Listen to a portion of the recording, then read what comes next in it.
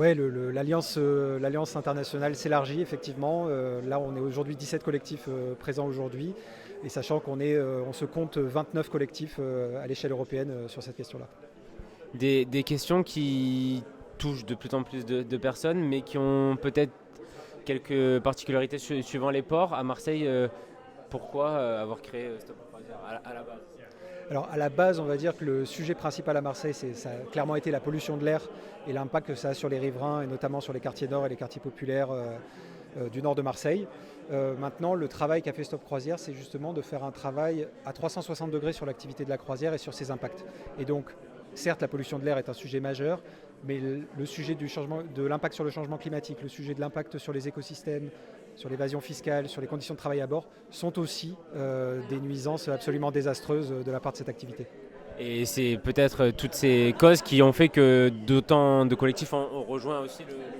Oui, on le voit, hein, quand on partage avec nos collègues européens, on retrouve les mêmes arguments qui sont un peu à l'origine des mobilisations partout en Europe, et qui fait qu'on voit que c'est ça qui est rassurant, c'est qu'on sent que les mobilisations se développent et qu'elles sont de plus en plus nombreuses à l'échelle européenne. Quels sont les prochains mouvements, les prochaines étapes de Stop? Bah, les prochaines étapes, on va un peu les écrire aujourd'hui. C'est le but de se définir avec ces collectifs-là un agenda commun pour porter des revendications et éventuellement des actions communes à une autre échelle, c'est-à-dire de pouvoir coordonner quelque chose avec nos collègues partout en Europe. Et puis sinon, nous, on va continuer notre travail de lobbying, nos actions juridiques et éventuellement nos actions coup de poing à l'échelle locale. En termes d'action, est-ce que vous avez quelques exemples d'actions que vous avez pu faire à Marseille?